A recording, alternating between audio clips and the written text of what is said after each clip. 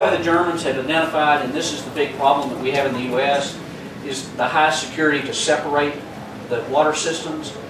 This is just cross flow, and TCEQ and SAW and all the different water suppliers, they loathe having possibility of cross connections. They actually consider rainwater to be hazardous water, and that creates all kinds of problems. But it puts rainwater at such a distance from being able to be utilized in the house that it's going to take a while, because these people have been able to sit in their offices and declare it hazardous water without really thinking about it. And we're trying to get into them and say, no, you know, you're making an incorrect analogy with rainwater. It's not the water that's running down the street. It's the water we catch off our roof. And they have other places where they allow cross connections without the expensive RPZs, but they don't consider that hazardous. And we're trying to work through the cross-connection committees and other areas to try and educate them so that we can get a little closer to having a well-defined way to add your public water to your rainwater system, so that your rainwater system isn't totally independent. And that's the way they do it all across Europe. It's not like it's rocket science, and it's not like it hadn't been tried and proven.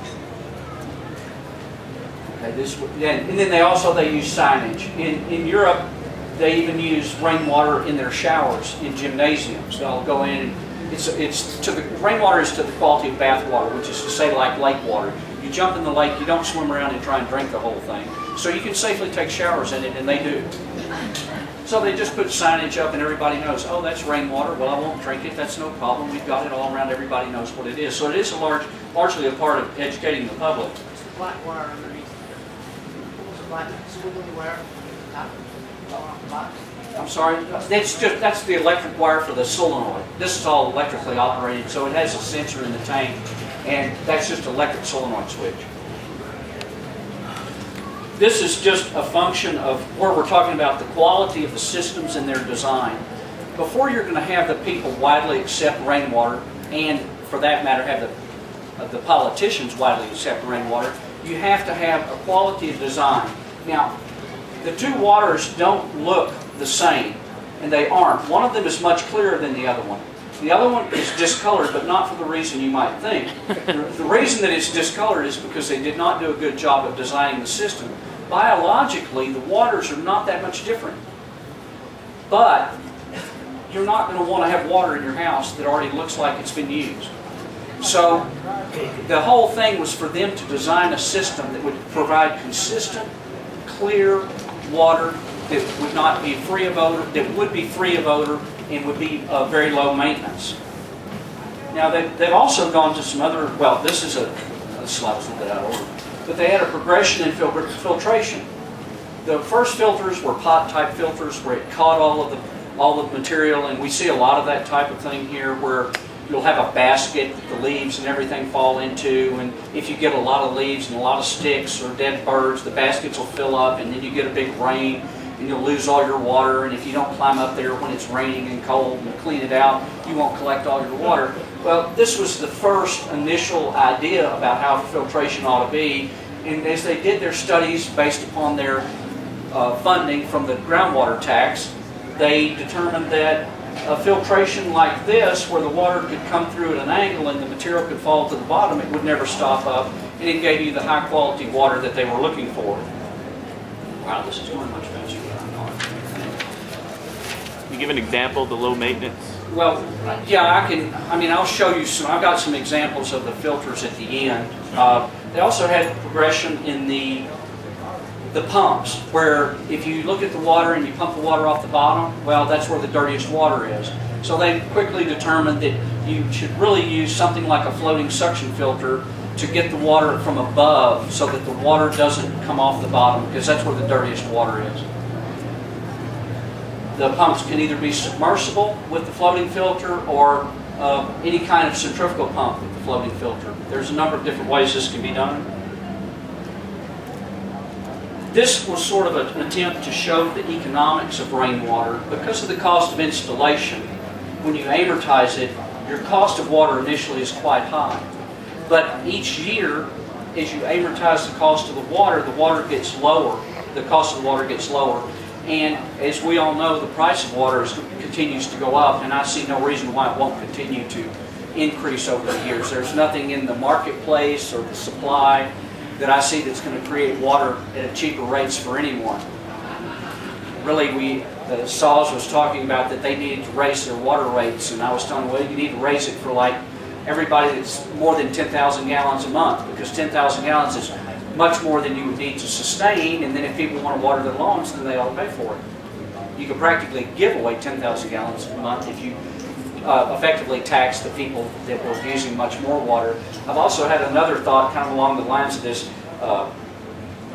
German groundwater tax, which I thought was kind of a unique thing. I realized it wouldn't work in Texas, but I thought maybe the state could come up with a way that they could say that the water in the rivers really belongs to the state, but it's subject to water rights, and they could tax the water that's pulled out of the rivers that goes to municipalities and use that as a state revenue source to maybe help fund some of these other things and maybe avoid an income tax. I don't think it had ever happened, but it's kind of an intriguing thought in my book.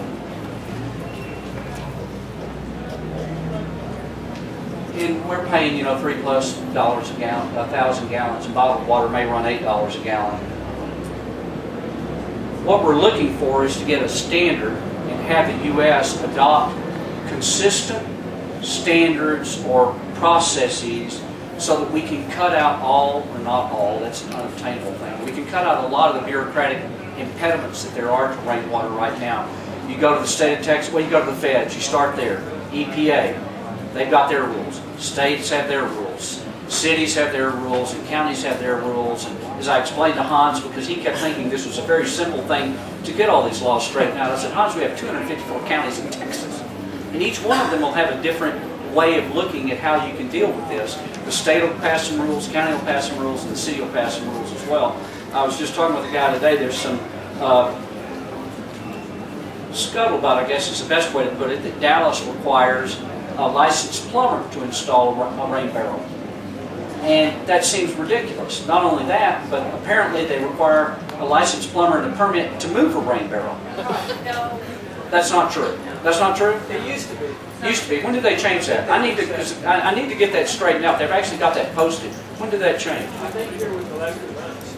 Yeah, okay. Probably through political pressure because it looked too stupid for everybody to believe. Well, that's good to know. That's one shoe to fall. We've got a few more.